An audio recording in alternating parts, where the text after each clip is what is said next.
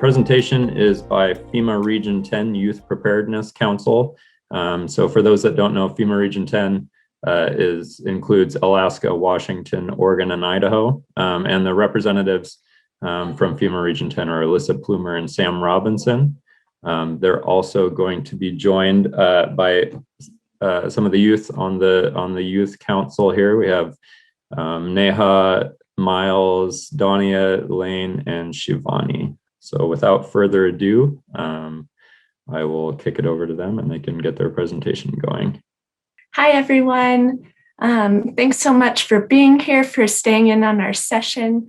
And thanks to Alaska DHS and EM for inviting us to speak. We're really excited to be here to talk with our Youth Preparedness Council members about some of the youth preparedness programs we have going on in FEMA Region 10. Next slide.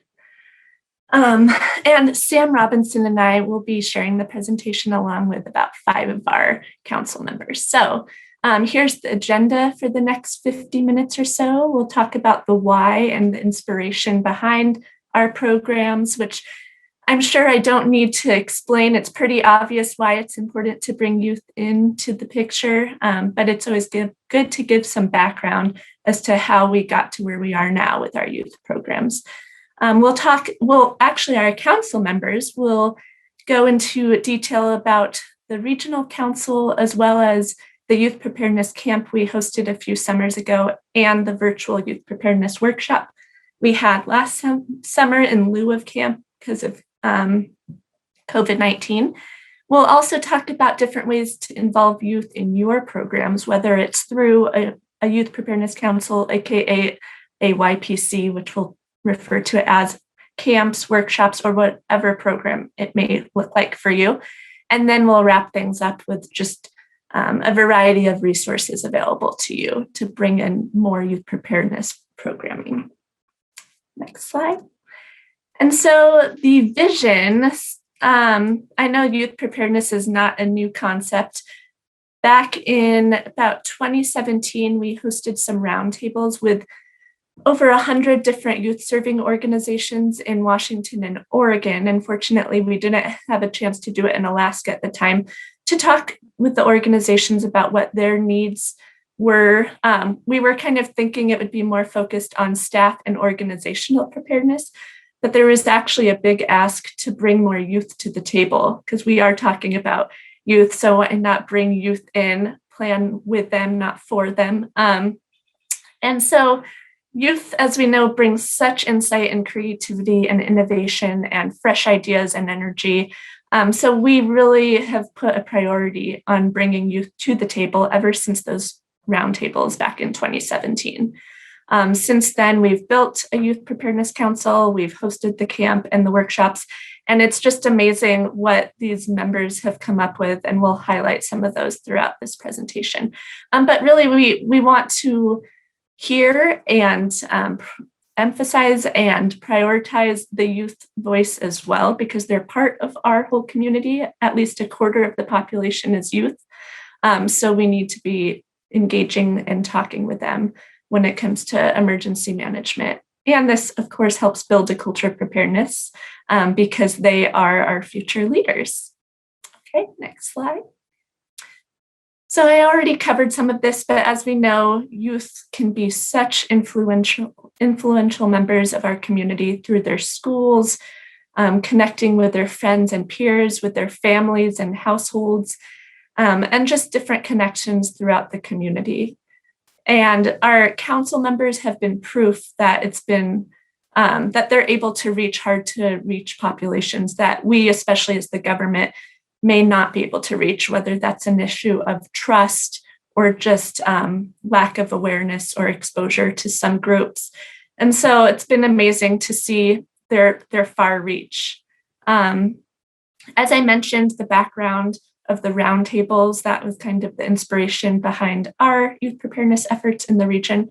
And it's just so exciting. And one of the most fulfilling parts of our jobs is getting to work with these young leaders and see how passionate they are when it comes to emergency management. It's such a unique niche that they all share. And I think that that makes it pretty special. Because I know when I was in high school, I did not know about emergency management at all. I don't think it was really as formalized of a field yet. So it's pretty neat to see the field become more formal over time and for people getting really interested and involved at such a young age. And here on the right, these are just some examples. So a few years ago, one of our members from Idaho actually created a Twitter account for her hen called the Emergency Preparedness Hen, and she promoted preparedness messaging throughout the hen's Twitter account. And there, the picture below is Amber with her hen at a preparedness outreach event with another Youth Preparedness Council member. So not only does that reach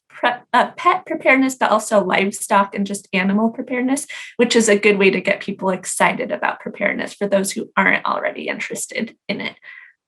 Okay, next slide. And so I'll now hand it over to my colleague, Sam, to take it away. Yeah, thank you so much, Alyssa. So like mentioned before, my name's Sam Robinson. I'm the Community Preparedness Specialist for FEMA Region 10, and we're all really excited to have this talk with you guys today. But the most important part about this is that we, the adults, won't be talking to you. We're going to have our Youth Preparedness Council members do the majority of this presentation. And we've already given you quite a few reasons why this is really important. But we really want to hit home some of the top key points here of just how much youth are really those positive influencers. So I think in the emergency management field, we may find it sometimes hard to reach specific groups of people, specific demographics. But if you bring youth in, they are really the best way to kind of build that network of trust and really get the preparedness message out there. And of course, prepared youth make prepared adults. So you get them when they're young and then they keep being prepared all throughout adulthood. That's one less person you have to worry about. And then of course, youth are really, they can become leaders, but they already are leaders. All of the members you're going to hear from today are leaders in their own communities and really get to empower their communities in different ways that they will talk about.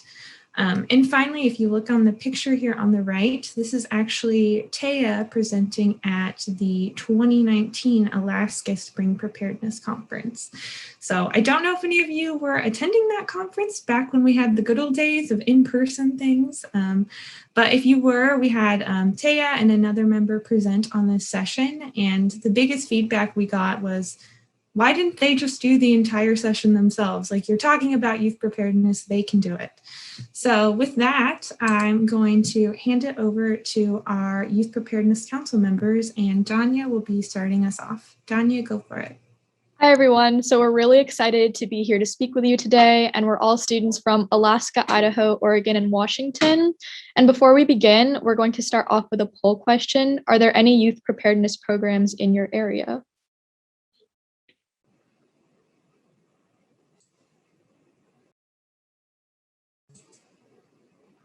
All right, Danya, it looks like we have quite a mix of results here. Some people do have a lot of youth preparedness programs, some do not. I do see that there's, yep, so if you don't have the poll link, we'll do a couple more, but it is in the chat as well. And with that, I'm going to reshare my screen. And take it away, Danya. Yeah, so this year on the council, we have 14 teens from grades 8 through 12 in 4 states. And it's always really great to have such diverse perspectives on the council, because even though we're all from Region 10, having these different grade levels and states introduces us to ideas and experiences we may not have even considered or heard about before.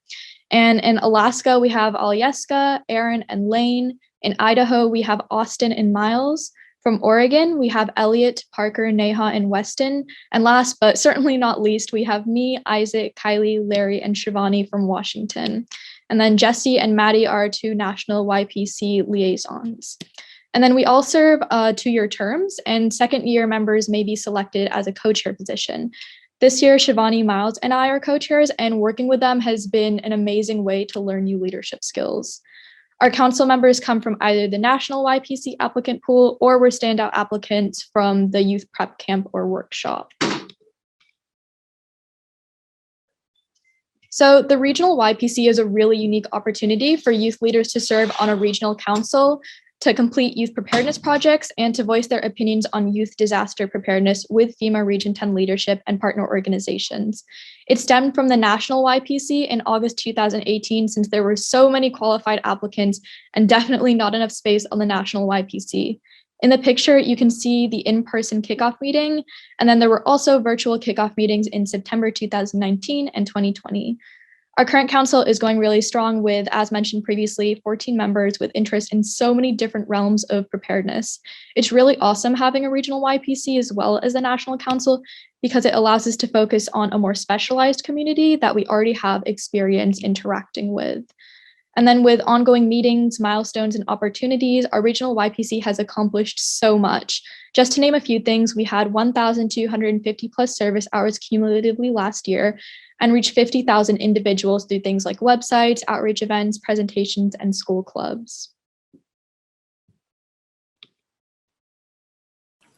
Thank you, Danya.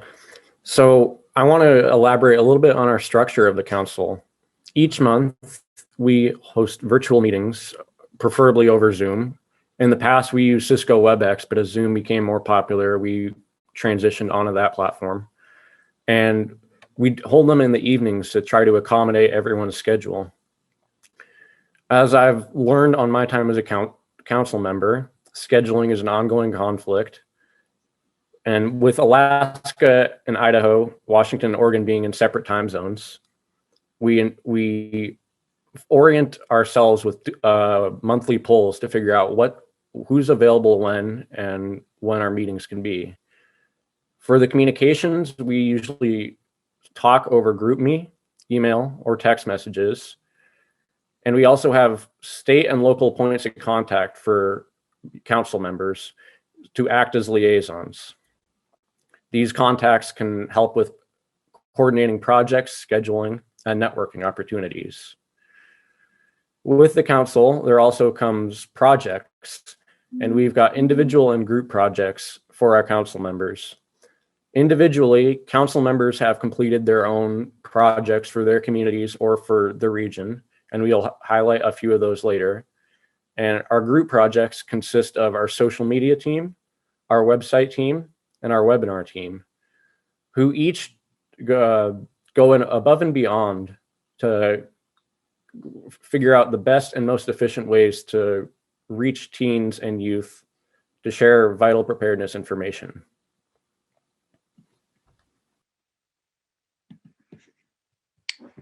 Okay, thank you, Miles.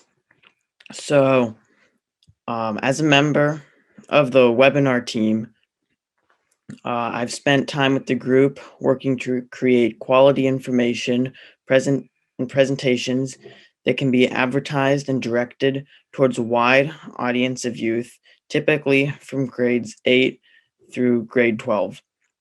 We often brainstorm the best ways to reach out to our peers, and we coordinate with the social media group and the website group to make sure our outreach is completed. So far, we have held one webinar. The topic for the webinar was Pandemic Preparedness Back to School. We had multiple guest speakers, including teachers, faculty and staff, and a student who their schools had already gone back in person, so that we can help youth and even some adults make the transition from online school back to in-person school safely. On this slide, you can see the poster we made from the Pandemic Preparedness Back to School. Being in the webinar group definitely helps communication skills and teamwork and planning ahead. And yeah. Thanks, Lane. So with the website, our main goal in mind was consolidating both information about the YPC and preparedness in general. On top of showcasing YPC achievements, we have a youth preparedness blog that highlights things such as how to join Teen CERT and why you should look into joining Search and Rescue. We've built the page on Wix site with the combined talents of our website group. Some people have strengths in graphic design, others have a lot of knowledge about certain disasters, and using all of those talents is what really helped bring this project to life. And this website is built like a hub for resources information. We have pages devoted to specific disasters such as tsunamis, flooding, or COVID-19. Most of the information on these pages is linked to our partner web pages to keep information as accurate as possible and also up to date. We also run a weekly blog on preparedness topics, and the goal of our different pages is to increase awareness and preparedness for a wide range of topics. The Region 10 YPC recently created social media accounts to target more youth and have a larger reach. Our accounts are run by a group of members in the council, and all members are encouraged to share their experiences and knowledge. These platforms are designed to reach and educate a large amount of people, especially youth. Expanding on what Shivani said, we post informative and interactive stories, tweets, and pictures, which helps educate individuals on emergency preparedness. There are some examples on the screen. We also highlight council members' achievements on our stories.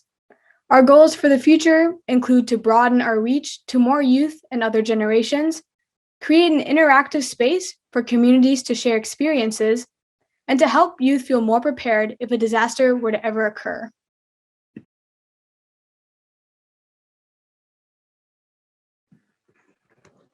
So I'll be talking a little bit about the youth preparedness camp that was pre-COVID. I attended this camp. So this camp was held in August of 2019 in Western Washington. I believe it was at the Camp Kiliakwa, if I pronounced that right. So this camp, it was a 6-day, 5-night camp, and the focus of it was to teach youth a lot of skills on disaster preparedness, but also financial preparedness skills. And we also, in that camp, it wasn't just work. We did a lot of fun camp activities. There was like boating, canoeing, rock wall climbing, and some swimming. There were 40 campers that were grades 8 through 12, and they were representing the Region 10 states.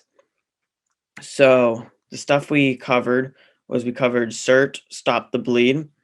We covered You Are the Help Until Help Arrives.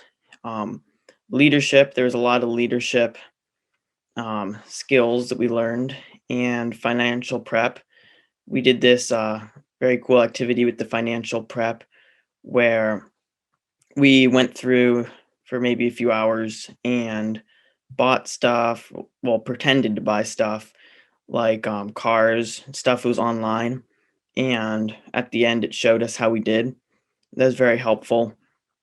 And I learned a lot of valuable skills from this camp, as well as made a lot of friends and had a lot of fun.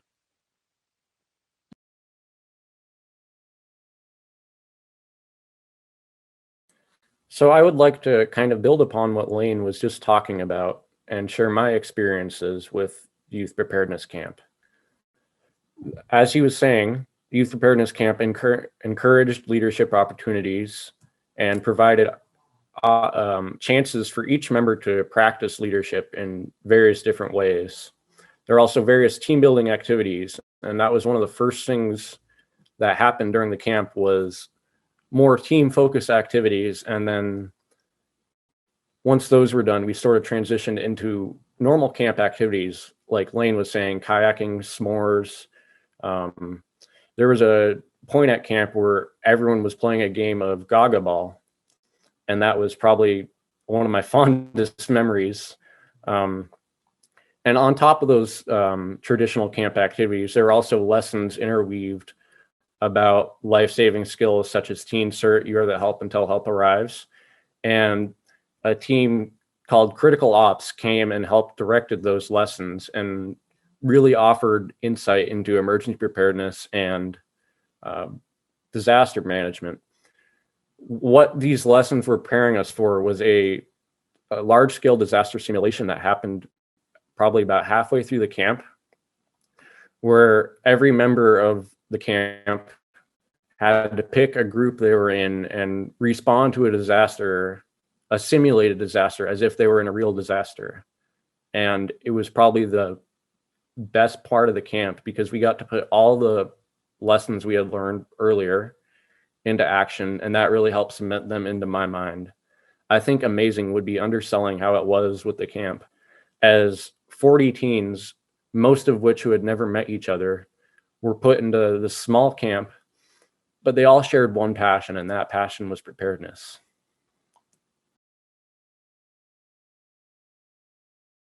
And shown here are just a few pictures of the camp and the various team building activities.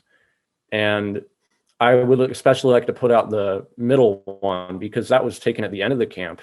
And you can see how we were almost like a family in those pictures.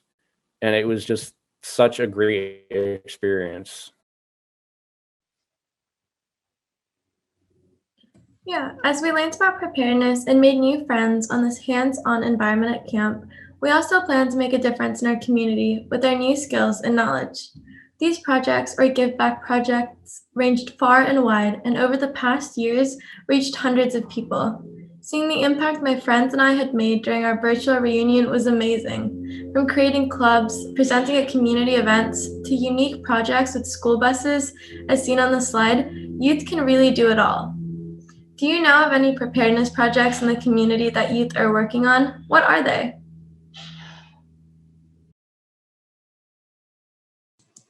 And we're going to pause here for a minute. So if you do know of any unique or cool preparedness projects in the community that youth are working on, feel free to share them in the chat with us. We always like to see a good, feel-good story. All right, we see a preparedness fair from Michelle. Yep, there's always a lot of opportunities for boothing events. Nothing is better than having a teenager at your boothing event. Just saying, they're very entertaining. Anything else? Do any of you have CERT programs that teens are involved in? If so, drop a line in the chat just so we know who is already involved with youth preparedness. And if it's Teen CERT or any other programs, please share with the group.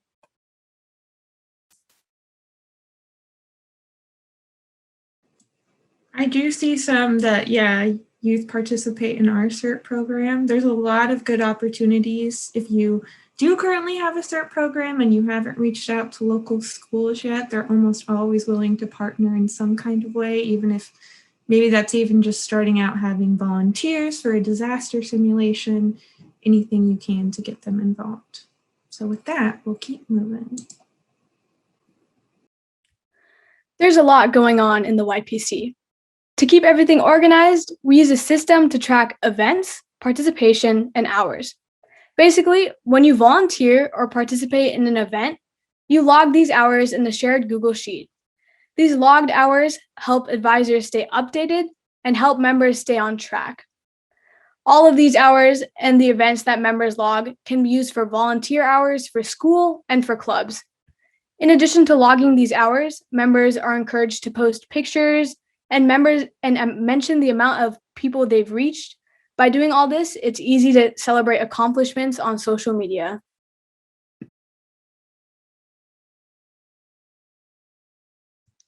So 2020 was supposed to be the year for our second Region 10 YPC preparedness camp, which would have been held in Alaska. In order to be accepted into the camp, applicants had to fill out a multi-page application form and compete with over 550 fellow applicants from 4 states for the limited 40 spots at the camp. But due to Corona, we had to improvise, so the awesome staff who put the camp together adapted to this incident and put together a great 3-day virtual workshop. During this workshop, we covered the basics for CERT, Community Emergency Response Team, and basic disaster response. The youth who participated were also provided CERT backpacks and supplies. Going more into depth about the curriculum, we learned many CERT topics such as disaster medical operations, fire safety, and much more. For fire safety, we learned how to use fire extinguishers, identify fire hazards, and classify fires. I believe this was important to learn because some fires are preventable disasters and being prepared can save lives. What really stood out to me from this workshop was the virtual disaster simulation. We were put into teams and got to experience how to identify disasters and prepare for them. This in turn will help us keep ourselves and our community safe in certain situations. Like Danya said, all participants of the workshop received supplies used for disaster preparedness, such as hard hats, vests, and flashlights.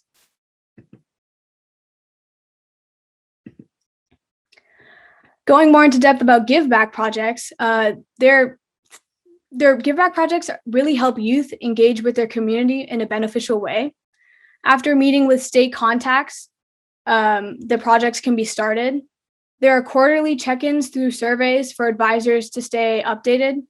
Additionally, these surveys allow for students to reach out if they need further guidance. This year, some give back projects included creating preparedness kits for the homeless youth and kids in foster care, working with firefighters to translate fire safety into Spanish, and creating videos to spread awareness about what youth can do during a disaster. What would you like to see youth doing in your community? Let us know in the chat. There's a lot of good comments. Being more involved with local programs such as Idaho's Office of Emergency Management and the Red Cross. That's from Miles. Another is engaging youth in CERT, working with elders to help access digital and online information and provide input through these mediums. I know that's been huge, especially just signing up for the vaccine even. So, and in fact, our youth council has been huge and detrimental to helping get the word out to some of their communities of just how you can go about signing up for the vaccine. And Brenda said she's impressed with the project looking out for homeless teens. Yep, we are as well. Great, thanks for everyone's comments. So on top of the collaborative project groups in the YPC, many of our members participate in individual youth preparedness efforts as well. When COVID hit, I was really determined to use my passion in disaster preparedness to help out with local communities. In April 2020, I founded Review for Relief, a global health nonprofit. We are a youth-led organization making an effort to mitigate the effects of COVID-19. And this virus has obviously impacted every facet of life. And our team is dedicated to improving two of them, education and healthcare. In light of unforeseen circumstances, many students are now unable to properly review for their standardized exams. In response, our team has put together study guides for AP exams, ACT, SAT administrations, and college preparation materials in exchange for a donation to global COVID-19 relief efforts. Donations are accepted through GoFundMe and linked to our partner, Direct Relief. So far, we've raised over $5,600 with over 170 international team members in 11 countries. Over the summer, we've also been working with Redmond's Fire Department to extend our reach to a more local level. We've packaged and distributed over 10,000 cloth face masks, which are given out for free at mask pop-up sites. We've done pop-ups at places like Trader Joe's, in residential communities, and in downtown parks.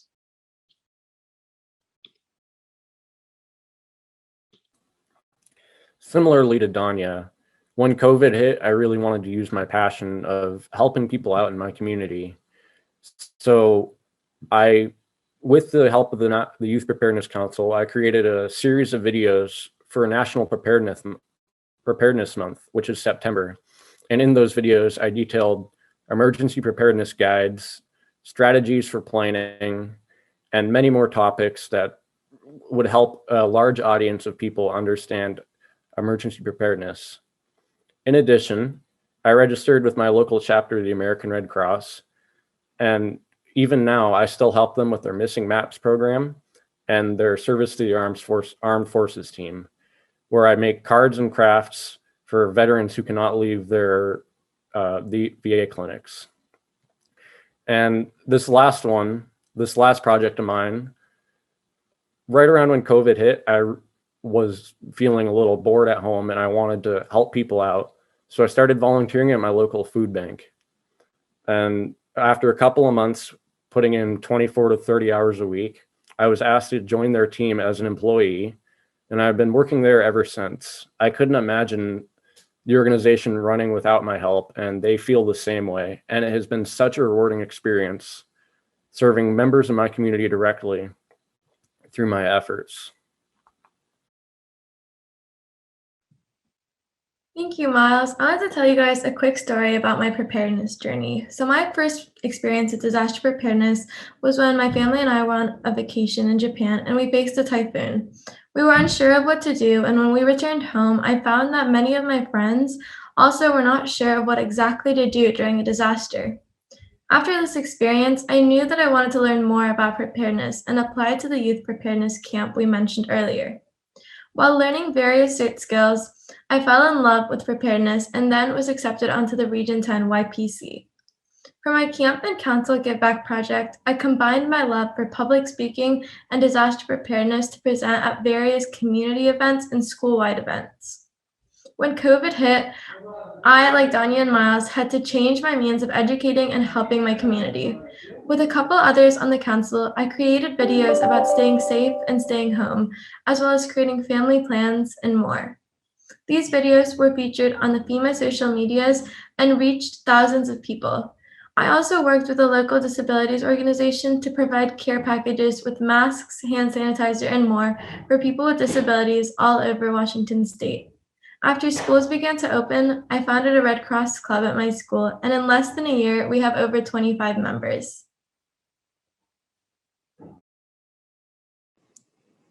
Awesome. Thank you so much to all of our youth preparedness members that just presented. If that don't make you feel like you're not doing enough, I don't know what will, because they are doing so much. And before we move to the next slide, I would love to have the poll brought up for, do you think having a youth preparedness program in your community would be beneficial? All right, I'm loving this. We got 100% yes, which I think is great. That was what I was hoping to see.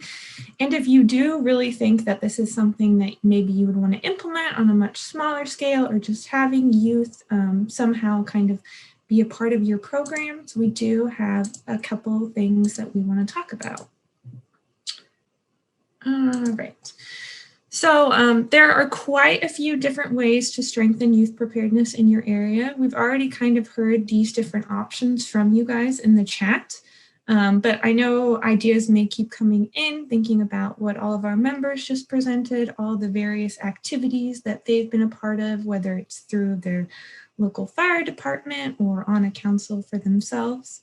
But I think one of the most basic things we can really do is encourage and actually invite youth to join our local community meetings, emergency manager meetings when applicable, anything like that. I don't want to say we often leave youth out of these plannings, but sometimes that is kind of an end thought, and it should really be not how do we take care of them, how could they help us in these plannings. So that's the most basic thing that we always think we can do. And like mentioned in the chat, it's always good to invite teenagers to CERT or other hands-on trainings that you may already be hosting for your community and just haven't thought to invite them as well. We all know hosting in-person events is often better for not only adults, but also teenagers, just to get that kind of hands-on skill. And then if you want to be really, really hands-on and this has inspired you, you could always create your own youth preparedness council, which is what Alyssa is going to talk about next. Great, thanks, Sam. So another wonderful photo from an in-person event back in the day. But as Sam mentioned, if you do feel inspired, we encourage you to start your own youth preparedness council. And we've actually put together a fully comprehensive toolkit, which is linked here. And Sam will go ahead and drop the link in the chat in a minute when I get to the next slide. But we really tailored this toolkit to be adaptable at any size and scope. So obviously our council is spread across 4 states, which can be very challenging in terms of scheduling, as Miles alluded to, with 3 different time zones. But you know, it would be a lot easier if you had a local council within your own community, within one time zone. That would be much easier in terms of coordination and scheduling. We know many of you on this call probably don't have a ton of extra time or energy or bandwidth. So we know this may not be realistic, but feel free to, we encourage you to take a look at the toolkit that we'll share in a minute. See if you can take any or all of it and adapt it for what works for you and your organization. And it doesn't even have to be a council. It could just be something, whatever you want to call it, focused on bringing youth into the preparedness efforts. And we are always here to answer questions and support as much as we can. There will be additional toolkits and resources coming soon on the dashboard, which we'll share in a minute, including kind of a rundown of how to host your own virtual youth preparedness workshop. So as mentioned earlier, we hosted a 3-day workshop. It was 2 hours a day for 3 days last summer since we couldn't do an in-person camp. And so we kind of broke that down and made it manageable if you want to replicate that effort, or if you just want to do a few hours for one day, you could take any or all of that information as well. We just want to push this out because we did put in a lot of work and energy into this, and we want to share it with anyone who wants to run with it. Let's see. Yes, you can move on to the next page. So this is just a little snapshot. This was actually released just this morning, inspired by this workshop, because we really wanted to provide a space where people could easily go and download these toolkits we've put together. So this is our new Region 10 individual and community preparedness dashboard. Anyone could access this with this link, and Sam just dropped it in the chat. And as you see, there is a section specific to youth preparedness. And currently you can find the toolkit there on how to create your own youth preparedness council. There's also supplemental documents. So it should answer many of the questions and concerns, from what waivers you may want to consider using to, making sure you have the right permission, because we are working with minors and safety and protecting them is our #1 priority. Also project ideas, what has worked well, best practices, how to coordinate a meeting, all of that from beginning to end is covered in this toolkit. And a huge shout out to Sam for really pulling this together. And we also have an example, we have our last year's achievement report on there, which has some active links to videos and past projects that our council members did in the past year. And we'll have one this next year as well. Aside from that, we could move on. There are always more resources out there. We touched on most of these on the dashboard, so it's either in the youth preparedness section or look through the general preparedness resources area. And we actually put together like a training page resource guide that outlines additional resources for youth. This is not all encompassing. I know there's many more that aren't covered here, but hopefully this is a good start if you want some inspiration of where to begin, or if you want some inspiration of where to continue and strengthen your programs. So with that, I believe we have a few minutes left for Q&A, but I just want to say thank you so much to our 5 Youth Preparedness Council members who are here today. I know that they had to coordinate with their families and schools to make this work with their school schedules, and you guys did awesome. And this is just one example of how wonderful this group is and how lucky Sam, our colleague Tanya, and I are to work with them on a regular basis. They continue to inspire us every day. So thank you, thank you, thank you. There's some comments in the chat, so make sure to take a look. Let me see if there's any questions in here. Feel free. I don't know, Logan, how you want to facilitate this. I'll hand it back to you. Yeah, I'll jump in here. And I just want to say thank you to all the council members. We really appreciate all of your time, and that was a really great presentation. So thanks for joining us. One thing I do want to mention before we jump into questions here is that myself and especially Michelle Torres have been working kind of at the state level with this group. So if anyone on the call has kind of questions that are very Alaska kind of state specific, feel free to reach out to us as well, and we can help brainstorm if you want to get kind of local youth preparedness councils together. If you'd like a little bit of state support, I can put our emails in the chat.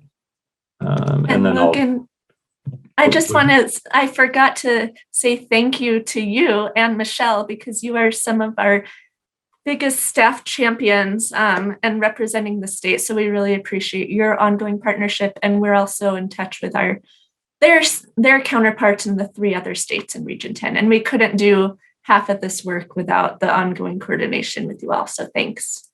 All right, well, thank you. So we have a question here from Talon Bovey in the Mat-Su Borough. She says, we'll be rolling out the MyPI, which is the My Preparedness Initiative Alaska program in the Mat-Su this year. This is for students ages 13 to 19.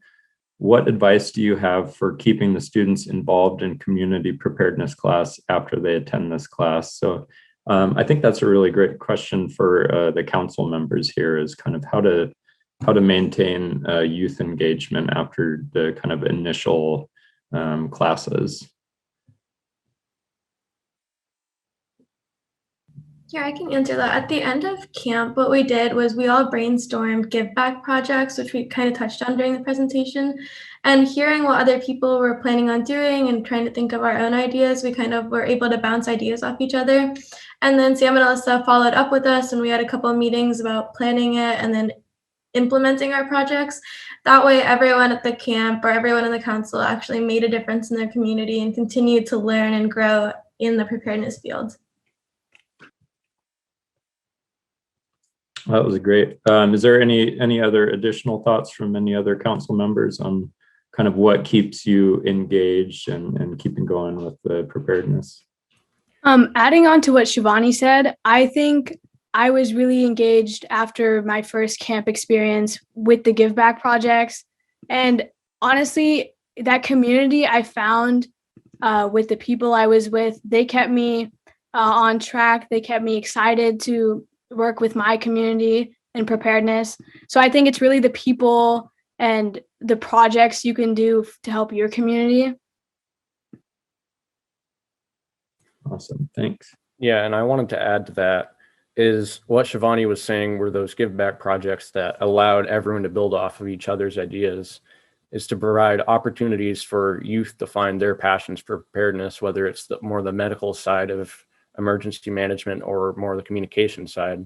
Have those opportunities in place so that they can make the choices for themselves, whether they want to stay with what they're doing or move on to something different, but still in that wide umbrella of emergency preparedness. That's great. So I'm not seeing any other questions in the chat. I might have missed some. There was a lot of congratulations on doing a great presentation for you folks. So if I missed a question, feel free to drop it in the chat again. One question I have is, what's kind of the best way for emergency managers to reach out to youth? Is it like come into school? I mean, I guess it's a little bit different now with kind of the out of school virtual transition with COVID, but I'd imagine at some point we'll be back in school. So is it like emergency managers coming to school and doing presentations, or is it having a like a good social media presence that you can interact with? Kind of what's a good way for emergency managers to get a hold of youth? Personally, I usually get more engaged when it's something like extracurricular, because the kids that are going to want to make an impact are the kids that are already trying to do something, whether they're into like healthcare and they already kind of know where they're going, or they're into some like science field or something related to disaster preparedness already. You could kind of incorporate it into that instead of just presenting an audience that doesn't want it at school. Because I tend to like zone out if someone just presenting at me at school, but if it's something where it's like, oh, this seems interesting, and it's something that kind of has to do with my other interests, and it's like the Youth Preparedness Council and the camp, it was all hands-on, and I got to actually experience it, and that's where I learned that like, oh, I can do all these things and teens can have an impact. That's great. Thanks, Shivani. We're coming up on the top of the hour here, so if anyone has a really quick question, you can drop it in the chat right now. But Well, it looks like we're about noon, so I'd like to say thank you to the FEMA Region 10 folks, and then also the Youth Preparedness Council members. That was a great presentation, and I'm sure everyone got a lot of value out of that. So thanks for spending your time with us.